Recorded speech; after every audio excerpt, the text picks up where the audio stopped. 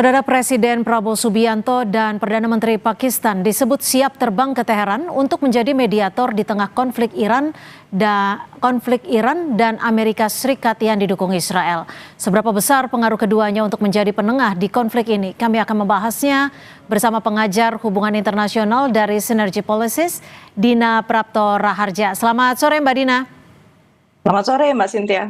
Ya Mbak Dina, ketika Presiden Prabowo Subianto dan juga Perdana Menteri Pakistan Shehbaz Sharif sudah sepakat untuk berangkat ke Teheran menjadi mediator, apakah ini memungkinkan secara kedua negaranya baik itu netralitas dan juga persetujuan dari kedua pihak yang berkonflik? Makin kita bicara soal keinginan Presiden kita berangkat ke Teheran, sebenarnya semakin muncul banyak pertanyaan ya di benak saya. Pertama itu kita dengar beritanya dari Pak Jim Lee. Kita belum dengar langsung gitu ya dari Presiden bahwa memang confirm beliau itu ke Teheran dengan tujuan mau menyampaikan niatnya untuk melakukan mediasi. Karena faktanya di Indonesia kan sudah jelas-jelas duta besarnya mengatakan menolak ya untuk negosiasi pada momen ini. Dan dugaan saya sih sebenarnya dilihat dari perkembangan statement yang ada dan bahwa ini nampak sekali blundernya karena pendekatannya itu sangat top down ya. Belum nampak sebenarnya ada pergerakan, bahkan modalitas kita untuk melakukan mediasi itu belum nampak gitu di Kementerian Luar Negeri ataupun ada special envoy atau reward apa yang mau kita tawarkan, posisi seperti apa yang kita hendaki dari Amerika maupun dari Iran. Kita komunikasi Amerika pun belum terjadi. Jadi menurut saya jangan-jangan yang akan dilakukan itu sebenarnya bukan menawarkan menjadi mediasi, tapi lebih untuk menyampaikan bela sungkawa dan mungkin minta maaf juga kepada Iran bahwa posisi Indonesia sebagai sesama negara OKI, juga negara D8, selama ini belum sesuai dengan harapan mungkin. Jadi di situ baru akan dibuka komunikasi yang lebih lanjut. Jadi mungkin kita berprasangka terlalu jauh ya, karena ada statement resmi juga dari istana. Oke, Mbak Dina, tapi pertanyaannya gini, ketika menjadi mediator untuk dua negara yang berkonflik dan juga dibantu oleh Israel, ini kan setidaknya ada beberapa syarat yang sebenarnya harus dipenuhi. Di antaranya adalah netral, tidak berpihak pada negara tertentu. Tapi di dalam hal ini, Indonesia menjadi bagian dalam Board of Peace, bentukan Presiden Trump. Baik Indonesia maupun Pakistan menjadi anggota Board of Peace. Dan Pakistan belum lama ini, baru sebelum terjadi serangan Amerika Israel ke Iran, itu baru saja menandatangani perjanjian pertahanan dengan Saudi Arabia yang merupakan sekutunya dari Amerika Serikat. Jadi dari segi gesture, dari segi posisi politik, jelas dua negara ini mewakili suaranya pihak Amerika. Artinya bisa dipastikan bahwa Indonesia dan Pakistan ketika memenuhi syarat netralitas tidak memenuhi syarat itu? Menurut saya faktor netralitas itu minim ya jadi kelihatannya. Dan gini loh, satu lagi, kalau kita bicara soal menjadi mediator, apalagi untuk konflik yang sifatnya eksistensial ya, soal Iran. Iran ini kan dituding oleh Amerika Serikat punya poros resistensi ya, yang terdiri dari Hezbollah, kemudian di Lebanon ya, kemudian di Yemen, Houthi, kemudian juga di Irak, kemudian juga Suriah. Dan mereka Iran menjadi pemimpinnya di situ. Dan ideologi yang dikedepankan oleh Iran dan dibenci oleh Amerika Serikat itu adalah anti-Amerikanisme dan anti-Zionisme. Jadi pertama pemainnya itu bukan sekedar Iran. Jadi kita tuh harus bisa mengantisipasi bahwa yang harus kita bangun komunikasinya pertama-tama ya untuk bisa mengatakan bahwa kita mau turun ke sana dan kita mau coba menjembatani komunikasi di antara negara yang berkonflik, itu negaranya banyak. Itu satu, bukan cuma tiga. Lalu yang kedua, kalau kita bicara soal konflik di Timur Tengah, nuansanya ini beda karena kalau kita bicara soal problem solving, problemnya yang ada di Timur Tengah ini betul-betul dimensinya multiple. Jadi bukan sekedar bahwa kemarin itu ada negosiasi yang nggak selesai antara Amerika Serikat dan Iran. Sekali lagi saya sudah pernah mengatakan saya nggak percaya bahwa itu poinnya. Ini justru yang harus kita kritisi betul adalah Amerika Serikat melakukan ambisi yang sangat besar untuk mengambil alih kedaulatan negara-negara. Kita udah lihat presiden sebelumnya ada Venezuela, kemudian ada Greenland, dia juga udah keluar-keluar soal Kuba. Jadi itu yang harusnya kita lihat juga. Jadi nggak mungkin kita nafikan ini cuma urusan yang beda gitu ya dengan di Iran. Terus yang ketiga, kita harus bisa menjamin dalam menjadi seorang mediator, negara sebagai mediator, kita harus bisa membaca exit strategy dan menawarkan exit strategy yang cocok untuk negara adidaya seperti Amerika Serikat, negara seperti Israel yang selalu insecure, dan juga negara seperti Iran yang kita tahu selalu diembargo dan selalu diisolasi gitu ya. Nah, strategi itu yang harus kita baca, kemungkinannya berarti apa, dan kita berani menjamin. Jadi menjadi mediator itu bukan sekedar omong-omong ya, tetapi kita menjamin bahwa kedepannya itu Iran nggak akan lagi diperlakukan semena-mena. Jika misalnya terjadi proses negosiasi, berarti kan akan ada ceasefire misalnya ya, gencatan senjata. Nah itu kan jangan sampai ketika ada gencatan senjata, justru Amerika memperkuat diri dan Israel besoknya langsung terjadi serangan yang lebih buruk. Tapi kan saat ini Amerika Serikat dan juga Iran menegaskan tidak akan ada dialog. Apakah masih ada peluang sekecil apapun untuk membawa Iran dan juga Amerika Serikat ke meja perundingan melalui negara-negara seperti Indonesia dan Pakistan untuk di sana menjadi mediator? Tapi tetap bersama kami, usai jeda kami masih akan membahasnya. Militer Israel melancarkan serangan udara besar-besaran ke kota Tiri, Lebanon Selatan pada Sabtu waktu setempat. Hanya sesaat setelah mengeluarkan perintah evakuasi mendesak bagi warga sipil.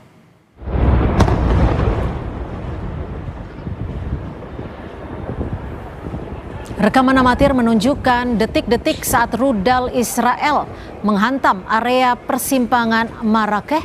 Kepulan asap hitam raksasa terlihat menyelimuti wilayah tersebut. Laporan setempat mengonfirmasi 3 bangunan utama rata dengan tanah, termasuk pusat kedokteran gigi dan kosmetik. Pihak IDF menyatakan serangan ini menargetkan infrastruktur militer Hizbullah yang dituduh mencoba membangun kembali kekuatannya di wilayah tersebut.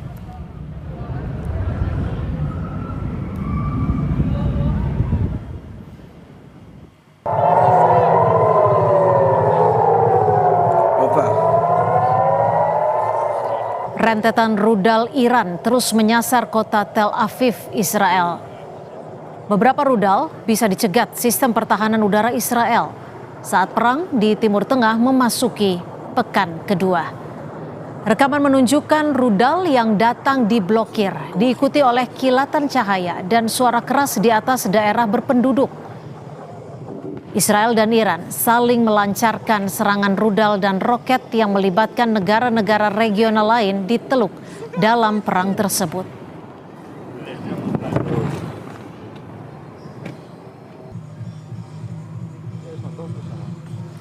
Dan kita masih membahasnya bersama Dina Prapto Raharja, pengajar hubungan internasional Synergy Policies.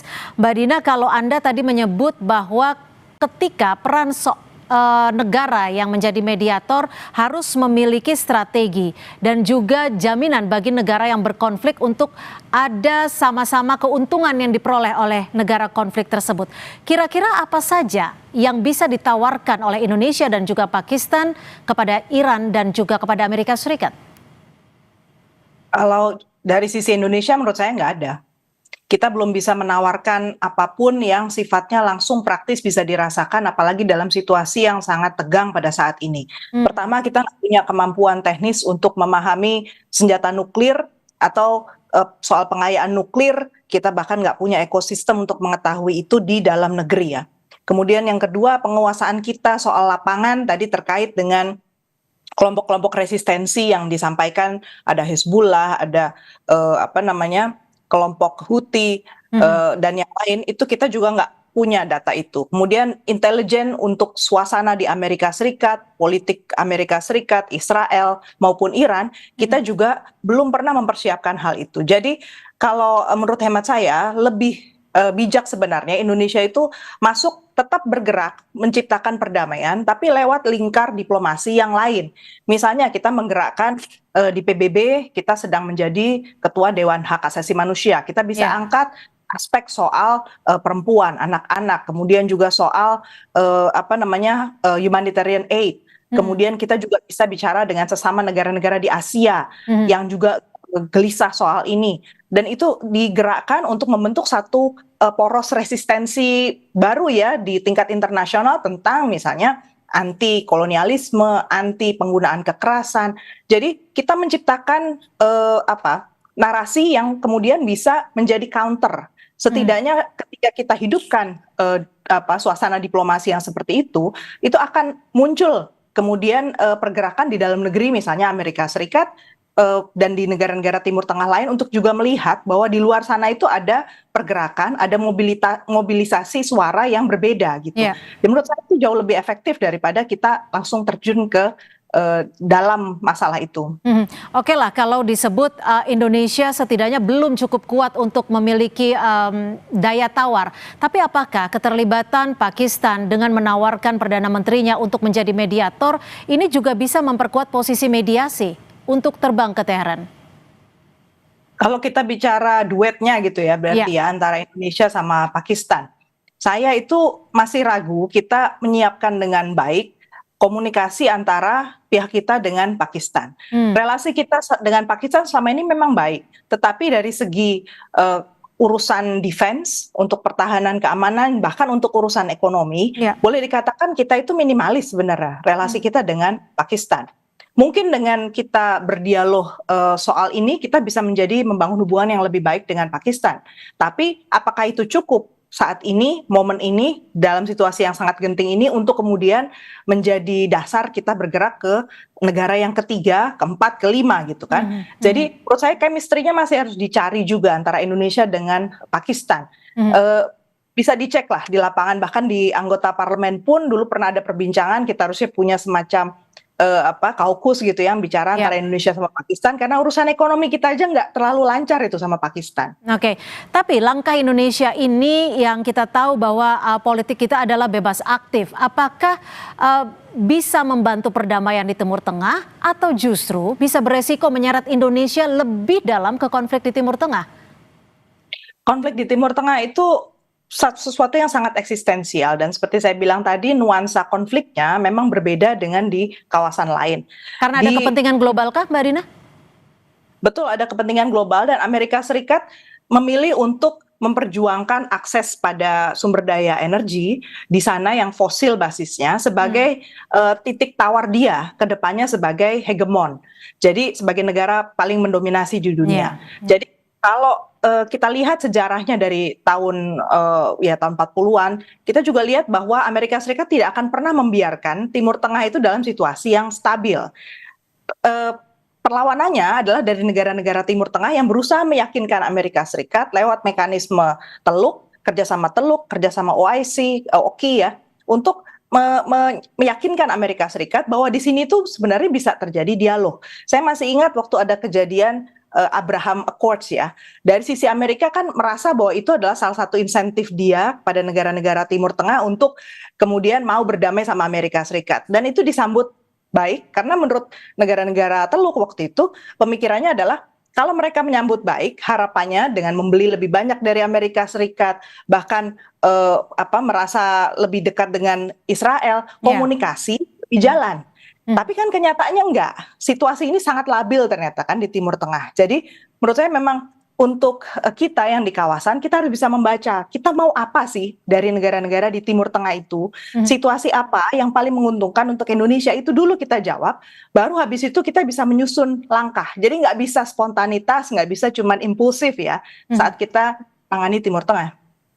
Jika Indonesia bisa dikatakan dalam beberapa waktu belakangan terlihat cukup memiliki inisiatif kuat untuk menjadi mediator, untuk menjadi juru damai di Timur Tengah. Apakah di sini Mbak Dina sendiri melihat bahwa peran Indonesia sejatinya bisa cukup kuat berada untuk menengahi Amerika Serikat dan juga Iran? Ruang untuk melakukan mediasi dengan Amerika Serikat itu selalu ada. Negara adidaya itu membutuhkan pamor ya. Mereka membutuhkan kesan bahwa dia menang, walaupun dia sebenarnya tidak melakukan banyak hal. pada saat kita mengambil peranan seperti itu, menawarkan sesuatu, berarti yang harus kita siapkan adalah apa? Sesuatu yang tidak menggerus kepercayaan terhadap kita. Jangan sampai hanya karena kita terlibat dekat dengan Amerika Serikat, ke depannya negara lain jadi nggak percaya dengan kenetralitas, kan? Dan yang kedua, kalau kita bicara soal mediasi, itu harus terlembagakan. Nggak bisa hanya seorang kepala negara berangkat atau bahkan mengutus special envoy, kemudian itu dianggap sudah beres. Sekali lagi, konflik yang berkembang ini sangat membutuhkan atensi hari ke hari, menit per menit. Jadi lembaganya, anggarannya, sumber daya manusia betul-betul harus disiapkan, dan komitmen kita nggak bisa setahun 2 tahun. Ini bisa 50 tahun ke depan mungkin masih akan ada masalah ini. Jadi bagus sih kalau Indonesia memang mau invest di situ, tapi ya jangan omong-omong saja. Oke, artinya ada tanggung jawab jangka panjang dan ini bukan sekedar person, tapi berkaitan dengan negara Indonesia sebagai negara. Terima kasih Mbak Dina Prapto Raharja, pengajar hubungan internasional Synergy Policies, sudah berbagi perspektif di Kompas Petang. Selamat sore. Selamat sore Mbak Cynthia. Saudara,